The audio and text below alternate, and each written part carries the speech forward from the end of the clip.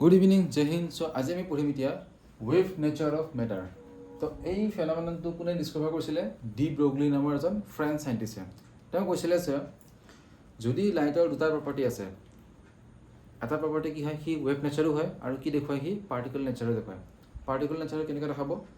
Light is consist of photon particles. এইটো পঢ়ি আহিলোঁ আমি ফটো ইলেক্ট্ৰিক ইফেক্টত। যেতিয়া আইনষ্টাইনে ফটো ইলেক্ট্ৰিক মানে ইফেক্টটো তেওঁ এক্সপ্লেইন কৰিছিল, তেতিয়া তেওঁ কনচিডাৰ কৰিছিলে যে লাইটত কি থাকে?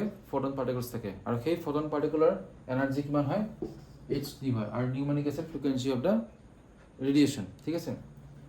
দ্য ডি ব্ৰগলি নামৰ চাইণ্টিষ্টজনে তেখেতেও মানে পৰীক্ষা কৰিলে, এক্সপেৰিমেণ্ট কৰিলে, কৰি দেখা পালে যিবিলাক মেটাৰ আছে সেই মেটাৰৰ লগতো কি হৈছে? এটা ৱেভ জড়িত হৈ থাকে, আৰু সেই ৱেভটোৰ তেওঁ কি ওলাইছিলে? ৱেভ লেংথ ওলাইছিলে। আমি সেই ৱেভ লেংথটো আমি ফাইন কৰিম এতিয়া, আৰু সেইটো ৱেভ লেংথ কি বুলি কোৱা হ'ব? ডি ব্ৰগলিক ৱেভ লেংথ বুলি কোৱা হ'ব। তেওঁ চোৱা, ইলেক্ট্ৰনো কি হয়? এটা পাৰ্টিকল হয়, আৰু ইলেক্ট্ৰনে কাৰ মানে চাৰিওফালে ঘূৰি আছে? নিউক্লিয়াছৰ। তো ইলেক্ট্ৰন ৰিভল্ভছ এৰাউণ্ড দ্য নিউক্লিয়াছ। ঠিক আছে। চ' ইলেক্ট্ৰনে যেতিয়া ৰিভল্ভ কৰে, সি মুভমেণ্ট কৰা বুজাই আছে নাই? তো তাৰ লগতো কি হৈছে? এটা ৱেভ জড়িত হৈ আছে, আৰু সেই ৱেভটো আমি ৱেভ লেংথ ফাইন কৰিব পাৰোঁ। তো ডি ব্ৰগলিক ৱেভ লেংথ বুলি কোৱা হয় তাক। আৰু ইলেক্ট্ৰনে চোৱা, ইলেক্ট্ৰনে মুভমেণ্ট কৰাৰ কাৰণে তাৰ লগত যে এটা ৱেভ জড়িত হৈ আছে, তো এইটো কি হয় চোৱা, এইটো গম পালে, এক্সপেৰিমেণ্ট কৰি গম পালে। চ' এইটোৱে এক্সপেৰিমেণ্টৰ ওপৰত বেছ কৰি পেলাই তোমালোকে পিছত পঢ়িবা। ইলেক্ট্ৰন মাইক্ৰস্কোপ আছে কিছুমান, আমি যে কলেজত পঢ়োঁ, চিম্পল মাইক্ৰস্কোপ দেখা পাইছা, কম্পাউণ্ড মাইক্ৰস্কোপ। তো তেনেকুৱাকৈ কি আছে? ইলেক্ট্ৰন মাইক্ৰস্কোপো আছে। সেই ইলেক্ট্ৰন মাইক্ৰস্কোপটো বেছিক প্ৰিন্সিপালটো কি হয়? ৱেভ নেচাৰ অফ মেটাৰ, মানে ইলেক্ট্ৰনৰ লগত এটা ৱেভ জড়িত হৈছে, আৰু সেই ৱেভৰ বিমটোৱে আমি দেখা পাওঁ ইলেক্ট্ৰন মাইক্ৰস্কোপত। বুজিলে নে? আমি সেই ৱেভটোৰ আমি কি ওলাম? ৱেভ লেংথ ওলাম, আৰু তাক কি বুলি কোৱা হ'ব? ডি ব্ৰগলিক ৱেভ লেংথ বুলি কোৱা হ'ব। কি বুলি কোৱা হ'ব? De Broglie wavelength. হা,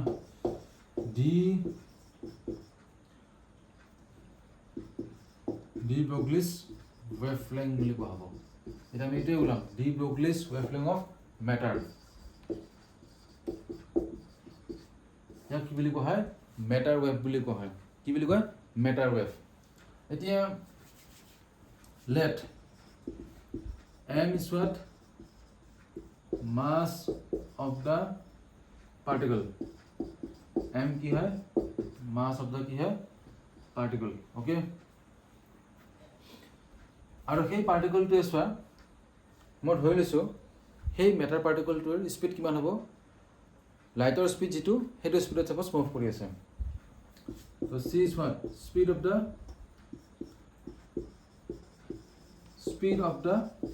কি? particle. Speed of the particle. এতিয়া চাবা দেই, আমি সেই পাৰ্টিকলটোক কি বুলি ধৰি লওঁ? ফটন পাৰ্টিকুলাৰ বুলি ধৰি লওঁ। বুজিলা? ফটন পাৰ্টিকুলাৰ বুলি ধৰি লওঁ, তেতিয়া কি হ'ব চাবা। তো energy associated with the particle কিমান হ'ব? equal to mc square. এইটো মনত আছিল নে? এইটো কি হয়? আইনষ্টাইনৰ ইকুৱেশ্যন আছিল নহয়, equal to mc square আছেনে নাই? মাছ এনাৰ্জি ইকুইভেলেণ্ট, মাছক আমি এনাৰ্জিলৈ কনভাৰ্ট কৰিব পাৰোঁ কোনটো ফৰ্মুলা ইউজ কৰি পেলাই? equal to mc square.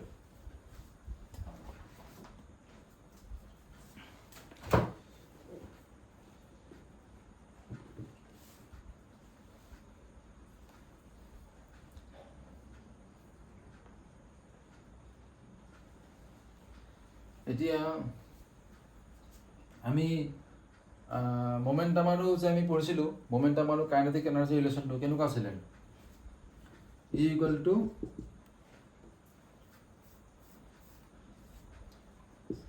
P C আছিলে নাই? ইকুৱেল টু কি আছিল? P C. পি মানে কি হয়? P is what? momentum of the what? Of the momentum of the particle. ঠিক আছে। তো ইকুৱেল টু পি চি। এতিয়া চোৱা, যদি আমি পাৰ্টিকলটোক মানে মেটাৰাইজটো পাৰ্টিকলটোক তাক যদি আমি ফটন পাৰ্টিকুলাৰ ইকুইভেলেণ্ট বুলি কনচিডাৰ কৰোঁ, তেতিয়াহ'লে চোৱা তাৰ এনাৰ্জি কিমান হ'ব? Equal to H new.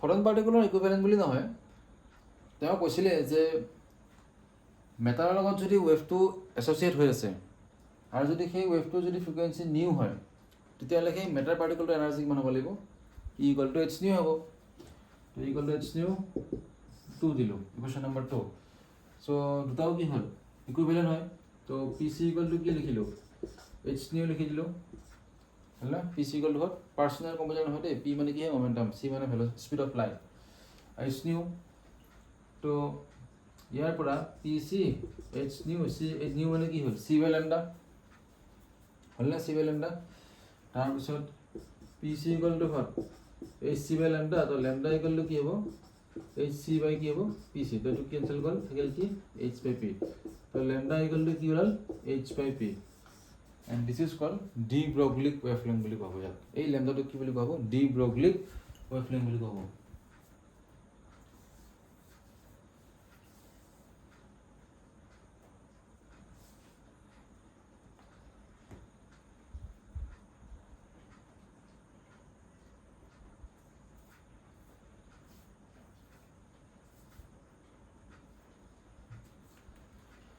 তো এতিয়া চোৱা এইখিনি হ'লনে এইখিনি নোট ডাউন কৰি লোৱা এতিয়া আমি যদি ধৰি লওঁ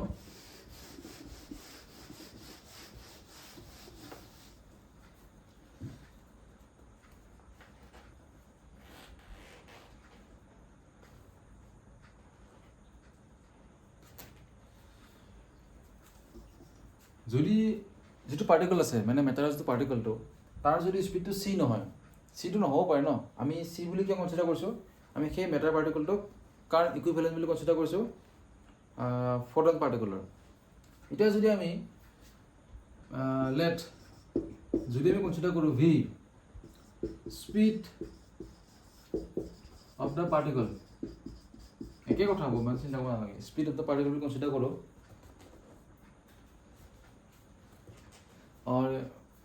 মানে এবাৰ আমি স্পীডটো চি বুলি লোৱা নাই চিটছে কম হ'ব পাৰে কম বুলি ধৰি লৈছোঁ আৰু ভি ধৰি লৈছোঁ স্পীড অফ দ্য পাৰ্টিকল বা আমি আৰু এম মানে কি হয় মাছ অফ দ্য পাৰ্টিকল যিকোনো পাৰ্টিকল মানে হা যিকোনো পাৰ্টিকল ইলেক্ট্ৰনৰ ধৰি লৈছোঁ আমি ইলেক্ট্ৰনৰ স্পীড কিমান আছে ভেলচিটি কিমান আছে ভি আছে এইটো ভেলচিটি অফ দ্য পাৰ্টিকল লওঁ দিয়া একেই কথা জাষ্ট ভেলচিটি কি হয় ভেক্টৰ কোৱান্টিটি হয় আৰু এম মানে কি হয় মাছ অফ দ্য পাৰ্টিকল কনচিডাৰ কৰি লৈছোঁ তেতিয়াহ'লে therefore d Broglie wavelength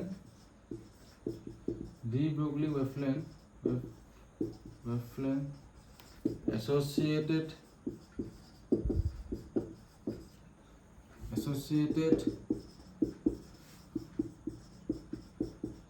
with the particle কিমান হ'ব lambda equal to hp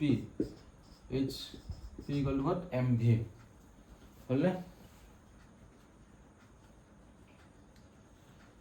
এইটো কি হ'ব ডি ব্ৰগলিক ৱেভলেংথ হ'ব এতিয়া চোৱা পাৰ্টিকলটোৰ স্পীড কিমান ভেলচিটি কিমান আছে ভি আছে আৰু মাছ কিমান আছে এম আছে তো এই পাৰ্টিকলটো যিহেতু মুভ কৰি আছে তো ইয়াৰ লগত কি জড়িত হৈ আছে kinetic energy so' therefore kinetic energy of the particle কি হয় kinetic energy equal to what half of mv square kinetic energy equal to what half of mv square so mv square equal to কি হ'ব 2ke কিমান হ'ল 2ke তো এটা আমি কি কৰিব পাৰোঁ চা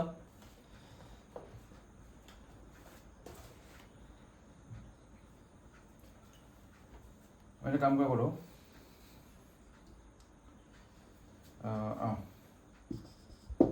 mv square ৰবা এক সেকেন্ড হা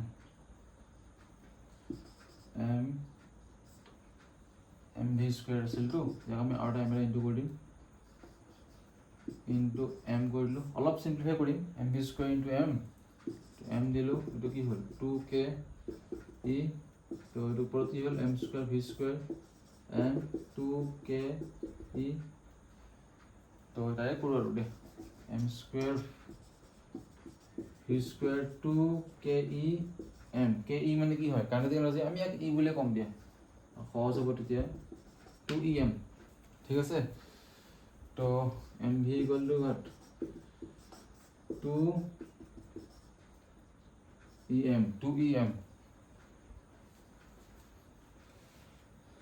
আৰু MV মানে কি হয় মোমেন্টাম অফ দা পাৰ্টিকল হয় নহয় MV মানে কি হয় মোমেন্টাম অফ দা পাৰ্টিকল তো যদি আমি P গম পাওঁ মানে যদি আমি এটা পাৰ্টিকুলাৰ মোমেন্টাম গম পাওঁ তেতিয়াহ'লে সেই পাৰ্টিকলটোৰ লগত এছ'চিয়েট হৈ থকা ৱেভলেংথ কিমান হ'ব according to de Broglie lambda equal HP H মানে কি হ'ব 2ME এইটো ফৰ্মুলা মনত ৰাখিব লাগিব তোমালোকে this is called matter wavelength of matter wave wavelength of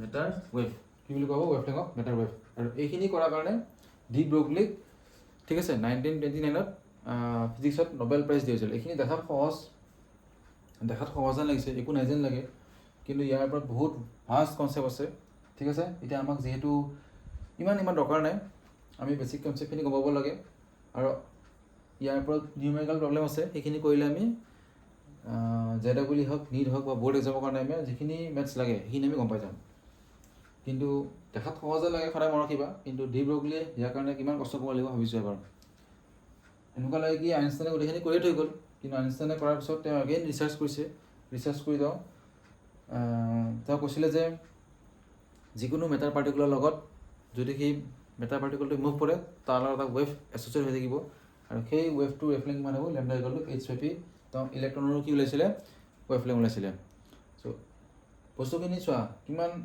এটা ডিপ কনচেপ্ট হয় তেওঁ কিমান চিন্তা কৰিছিলে ন কিন্তু আমাক তেওঁ সহজ কৰি দিলে এইবিলাক হ'লনে ক্লিয়াৰ তেওঁ কষ্ট কৰিছিলে এতিয়া তেওঁ কষ্ট কৰা ৰিজাল্টখিনি আমি একদম সহজ লেংগুৱেজত চোৱা ডিৰেকশ্যন কৰিলোঁ তোমালোকে সেই ধুনীয়াকৈ নোট কৰি লোৱা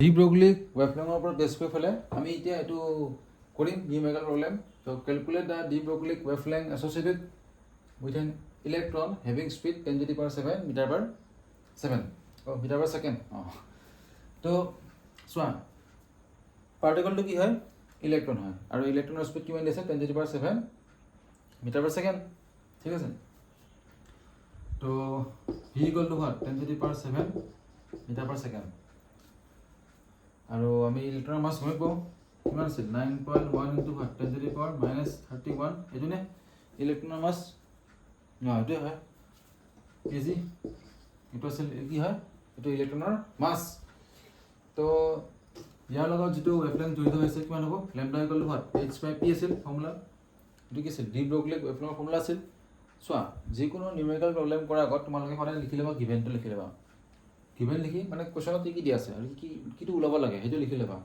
কৰিলে বস্তুটো কি হয় ক্লিয়াৰ হৈ যায় তুমি দেখা পাবা কুৱেশ্যনত যে এইখিনি পেৰামিটাৰ দি আছে এইটো ওলাব লাগে তেতিয়া তোমাৰ ফৰ্মুলাটো মনত পৰি যাব ডাইৰেক্ট ব্লাইণ্ডলি কৰিলে কি হয় এক্সামত তোমাক খেলিব লাগিব কোনটো ফৰ্মুলা ইউজ কৰিব লাগিব এতিয়া তো তেনেকৈ নকৰিবা সেইকাৰণে লিখি ল'বা এনেকৈ লেমডা ইকুৱেল হয় H/P H কিমান হয় প্লেংকছ কনষ্টেণ্ট হয় 6.63 into what 10⁻⁻34 P means what momentum মানে কি আছিল মাছ ইনটু ভেলোচিটি তো 9.1 ইনটু হোৱাট 10⁻⁻31 ভি কিমান 10⁻⁷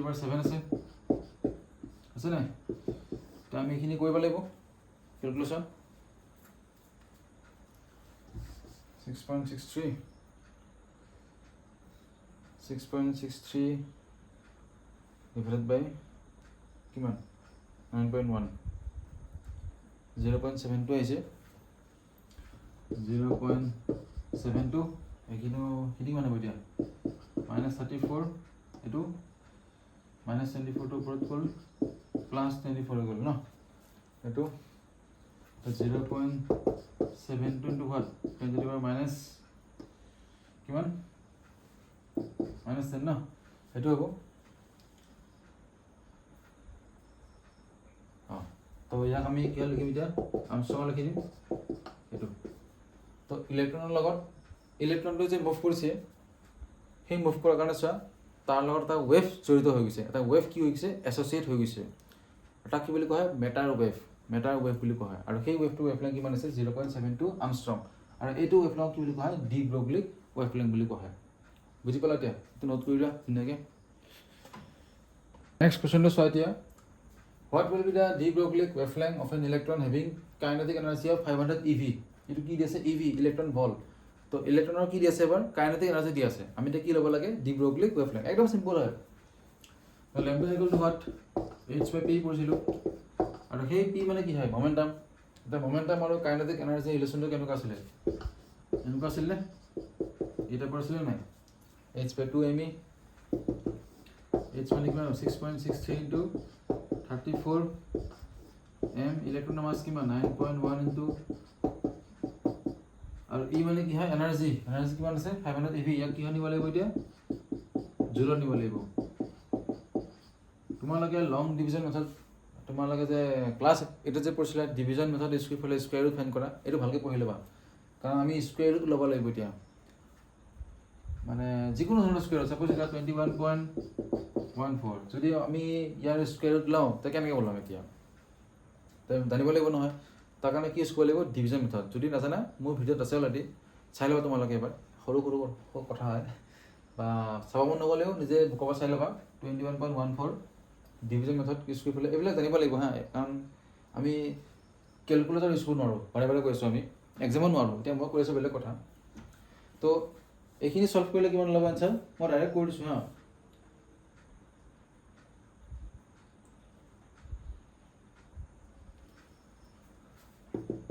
-5.64 ল'ব 5.6 into 10⁻⁹ ল'ব 10⁻⁹ মিটাৰ ল'ব এতিয়া ইয়াক চোৱা অলপ চিম্পলিফাই কৰি দিম এই পইণ্টটো আগত লৈ আহিম 0.56 into এগেইন এইটো ক'ব লাগিব নহয় কিমান হ'ব 0.56 into what 10⁻⁻10 মিটাৰ হ'লনে ইয়াক আমি কি বুলি ক'ব পাৰোঁ আৰ্মষ্ট্ৰং বুলি ক'ব পাৰোঁ এইটো তো ইলেক্ট্ৰনৰ লগত তো যদি ইলেক্ট্ৰনৰ তোমাৰ কাইনেটিক এনাৰ্জি 500 EV হয় তেতিয়াহ'লে ৱেভলেংথ কিমান হ'ব 0.56 আৰ্মষ্ট্ৰং চ' আমাৰ চেপ্টাৰটো শেষ হ'লতে আৰু আমি পঢ়িম যদি কিবা ডাউট থাকে ক'বা মোক কমেণ্ট ছেকশ্যনত লিখি দিলেই হ'ল সেই ডাউটটো মই নিশ্চয় ক্লিয়াৰ কৰাৰ চেষ্টা কৰিম ঠিক আছে থেংক ইউ ভালকৈ পঢ়ি থাকিবা